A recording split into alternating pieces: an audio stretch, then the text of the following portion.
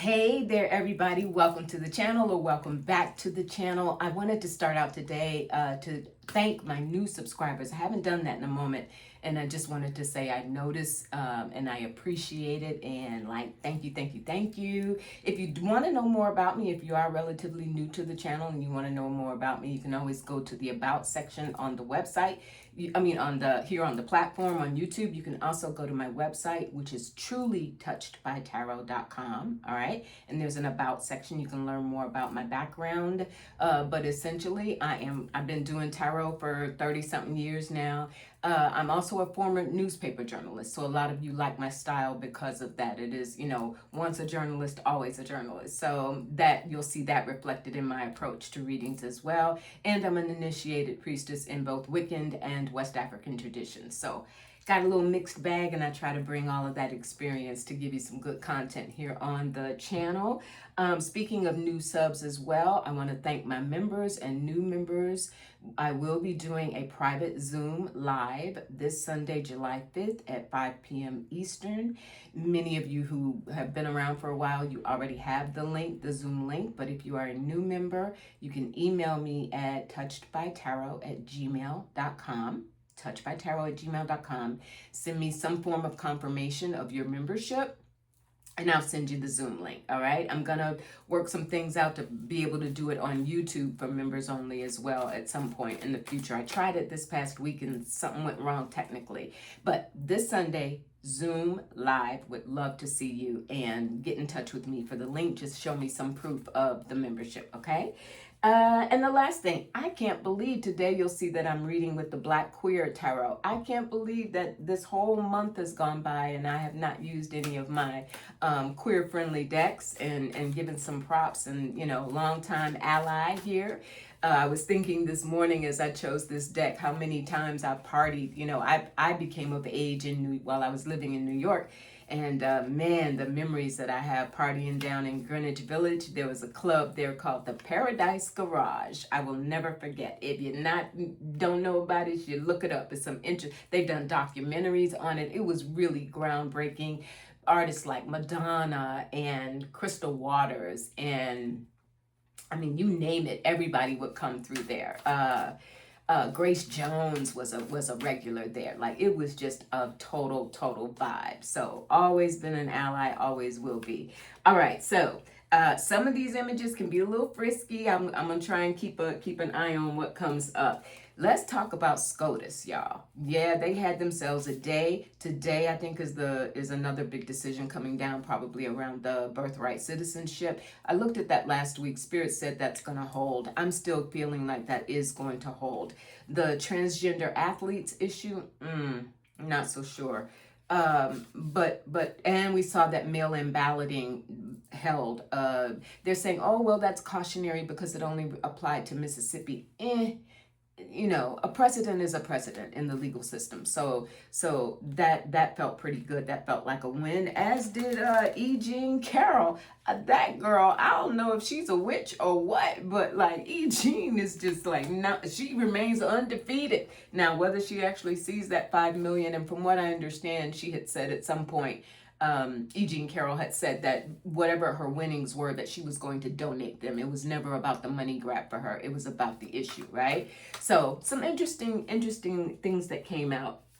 But on the heel, where I'm going, on the heels of all of that, why did Clarence Thomas pop up on Capitol Hill, limping through the halls with his old decrepit self, for entertainment purposes only? Yeah, and so a reporter from MS Now got him on camera and was like, "Hey, dude, what are you doing here? What's up? Who are you meeting with?" And he was real cagey about nobody. I'm just here. I'm just doing me. So there were some reports out there. GOP folk jumped up and said, no, nothing to see here, people. He was here to see, he had a doctor's appointment. Apparently there's a congressional doctor for Congress and SCOTUS on Capitol Hill. So nothing to see here. He was just, he was just here for a doctor's appointment. Is Clarence Thomas, we know he's ill. We know he's been facing some medical issues. It shows. He looked horrible. I hadn't seen him in a while. He looked really horrible on that clip. Barely walking, ooh. Not that he was ever nice to look at to begin with. Woo! I am being entertaining today. But is he about to leave? Is he about to resign and do so because he wants to give Trump enough time to try and confirm another conservative justice that's going to fall in line with Roberts and Alito and Kavanaugh, etc.? Spirit, was that visit yesterday, was he talking to someone? Was Clarence Thomas talking with someone, perhaps the timing of his resignation, his potential replacements? Is he on his way out? Is Clarence Thomas, Supreme Court Justice Clarence Thomas, is he on the way out? Is he going to resign? And is this about getting a replacement? We have the Four of Cups. He definitely ain't having a good time anymore. Notice he's not the person on any of these writing up these leading opinions any longer. I don't think he has the legal muscle or the brain power to do it. Nine of Cups, he definitely wants out. Nine of Pentacles, he feels like he's done about as much as he can do. I mean, how much more damage is there? The Prince of Wands. That would indicate a new direction. Let me show you some of these cards. So we got the Four of Cups. He's just drifting. He's just drifting at this point. The Nine of Cups, that's a little spicy. Let me put my finger right there.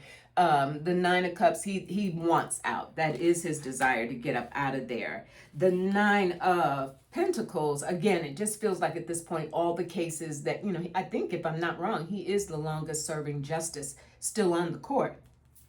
So he feels like he's done, this whole, which we're learning, this whole effort by the court to go increasingly conservative and to implement a lot of these changes from aside. It was always their mission. And the Prince of Wands feels like a desire to go in a new direction. Spirit, is this Clarence Thomas? Is this Prince of Wands indicating he's ready to go? He is planning to go. He's planning to resign. Five of Cups. The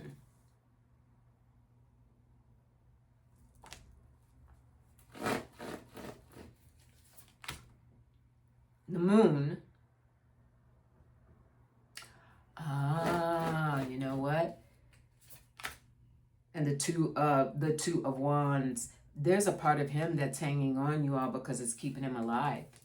That's what I'm getting from this. He has some really serious concerns and worries about what happens to him too.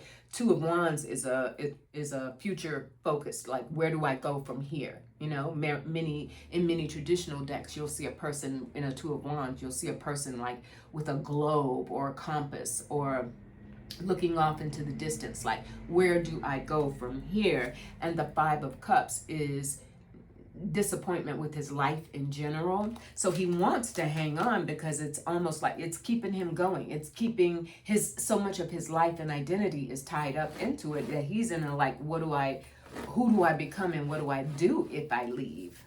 But I also, and there's the Devil, absolutely. His attachment to this identity as the only identity he has. This man leads a very, very hollow, empty life. He recognizes that he is scorned. He recognizes that he has betrayed certainly people of color, to say the least. So I don't know that was this a doctor's appointment, Spirit? Was he actually there for a medical reason? Ace of Wands. Okay. I'm gonna have to back up off of what I was starting to go down the conspiracy train, right? Because on a real level, we know that that there has been some conversation around these aging justices, and Alito's not in the best of health either. He's getting up there, and so it's the idea of would Trump have another opportunity for however long to go ahead and do another replacement? But for right now, it looks like, barring something seriously happening with his health and he can't function. Come on, Pepe.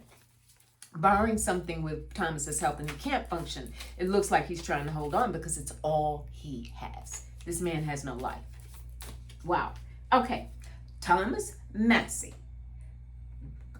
They said, they meaning people on the streets, essentially the streets have said Massie's plan after what Trump did to him to get him basically primaried out of there. Trump's, as many of you remember, in the Kentucky primary, Massie lost to Trump's chosen person, Ghislaine or whatever his name is. And so Massie was like, okay, first I'm going to go and apply and do my paperwork for a potential 2028 run for president. We'll see what happens with that. I think he's seriously thinking about it. Excuse me. But on the other hand, it was like, okay, I'm going to burn this thing down on my way out the door. He'll be out in January of 27. So Thomas Massie has proposed a resolution to reveal the names of congressional folk who apparently had what is now, as of 2024, a $17 million slush fund to pay sexual misconduct settlements. So Thomas Massie's like, all right, since you did this, why don't we go ahead and reveal to the public this list of settlements that were paid using the taxpayers' money. This was public money that has been used over some years to pay sexual misconduct settlements against congressional members of Congress. Now, we already know, no surprises, that a lot of the resistance to deal with the Epstein files is because, allegedly, supposedly, for entertainment purposes only, that there are a lot of their names in those files, or that they have protected, or the corporate interests that fund them, these corporate billionaires, are in those files. So Thomas Massie put forward this resolution and said, let's tell the public how you have been spending their taxpayer dollars on sexual misconduct, not allegations, settlements. Had to be something to it if there was a settlement, right? $17 million as of 2024. And this is not the first time that this has come up. I didn't know. Did you? In 2024, late 2024, after Trump got the election, we'll say got, not won, got the election, Thomas Massie and Marjorie Taylor Greene had come out with another resolution. Now, was that also part of the timing why Marjorie was iced out, right? Well, she started getting threats and she realized, I'm going to have to go. I don't have a leg to stand on here. But at that time, she did try and raise this issue. Spirit, are we going to see a revelation? Is Thomas Massie going to be able to get some momentum to reveal how taxpayer dollars have been spent to protect these Congress people with these settlements around acts of sexual misconduct? Are we going to get some public information around this? We've got the Queen of Pentacles that comes up. Somebody's going to join Massie in that, and it could even be somebody who got a settlement. I'm sure they had to sign NDAs, but who knows how long those take effect or are enforceable. The King of Pentacles, that feels like Massie, Thomas Massie. Is he going to get some momentum, Spirit? Will these Congress people be revealed? A list of names, something where they are revealed how they've been spent. A slush fund. Talk about slush funds. 3 of Cups. Gotta check it. 3 of Cups. Sometimes the 3 of Cups can be a little gossipy, right? So people get together, chit. So this is going to generate some talk for sure. And keep in mind, Spirit just reminded me, I looked it up earlier, Massie has been in Congress out of Kentucky. He's been in Congress since 2012. That's what, 14 years? You think he don't know some names and know some things and know what he's talking about in order to bring this? The Princess of Coins, Pentacles, move slow, brand new. I don't know. The 4 of Swords.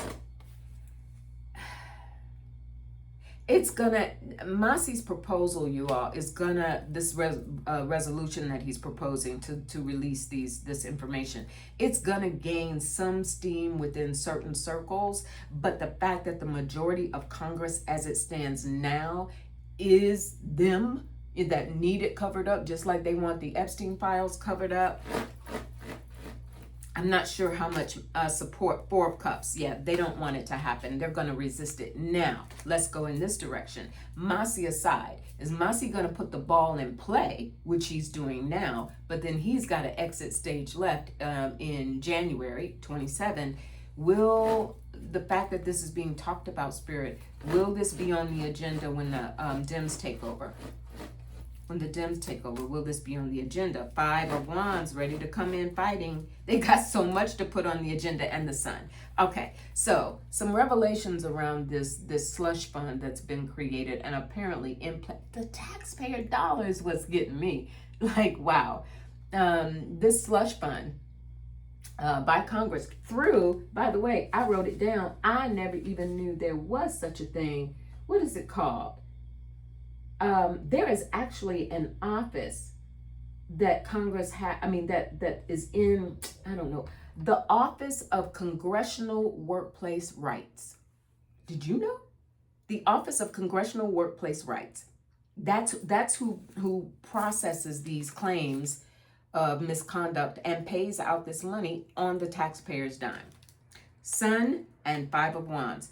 I'm telling you, the new crop of Democrats who go into the House, as well as the existing bunch who remain in there, man, they better be taking some vitamin D, calcium, every other kind of supplement, ginkgo biloba. Like, they better have it together, because that slate and roster of things to address is growing by the minute. But yes, you all, I do think that this congressional slush fund issue is going to be addressed, and these people are going to be revealed, and at the very least questioned by a new leadership in Congress. Okay. The last thing I wanted to take a look at today, we've been talking a lot, I have on this channel, many of you as well, around this brewing thing between establishment Dems and progressive Dems, right? And whether, as excited as everybody has gotten, myself included, around what we're calling the Mamdani effect in New York. Some people have argued in Democratic circles, well, that's New York. It won't land, as a national trend. Well, we got Colorado primaries today. Now, I tape in the morning. Some of you, by the time you see this, maybe the results will be in. But here's what's really interesting. The Colorado Supreme Court yesterday tanked an effort for redistricting. They already missed the boat to do redistricted maps to counter the whole battle that we know is going on. They missed the deadline to do that for the midterms. So what was on the table was for the ability for them to do redistricting maps for 2028. Supreme Court in Colorado, technically bipartisan, 7 judges, bipartisan, and all of whom were appointed by Democratic governors, slam dunked it, said, nope, not doing it here. It ain't in accordance with our state constitution. Okay, so you got governor primaries today, House and Senate primaries today in Colorado. I'm not going to go through the races. I'm not familiar enough with them, and that'll take us too long. But here's what I want to look at. Among the candidates that are challenging firmly entrenched Democratic incumbents, right? Colorado strongly the blue state. So you've got all of these Democratic establishment incumbents that are on the ticket, but you've got some progressives, some of these Democratic Socialist progressives that are also running. Are we going to see some upsets in Colorado today?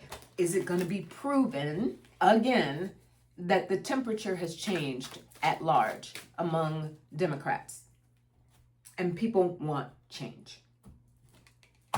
Not just against this regime, but within the party. We have the 2 of Cups, all right, at the bottom of the deck. Choices being made, people being ready to make the choices. Are we going to see an Spirit didn't even make me have to work hard for it. Ace of Wands. Oh, let me check the image.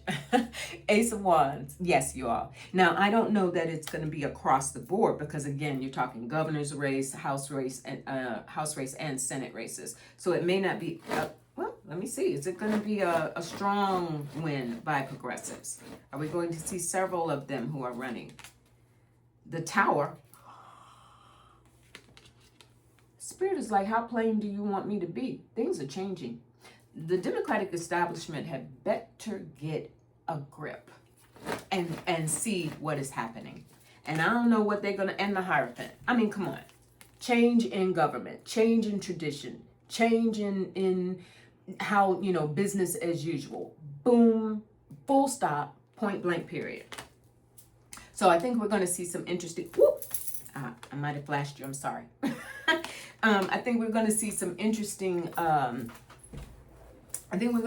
interesting, results out of Colorado. And again, which is great, but the larger issue is this argument that keeps being made that what happens in a place like New York or LA or other major metropolitan areas cannot happen, broadly across the country. Well, the Spirit just said otherwise. So let's see what comes out of that. I will be excited to see it. All right, you all. Remember, members, July 5th, I will do a post this Sunday at 5. Meet with me on Zoom live. We'll chop it up. I'd love to have you there. If you're interested in becoming a member, check the description box below for a link, and you can join me that way. All right? Woo! Chin up.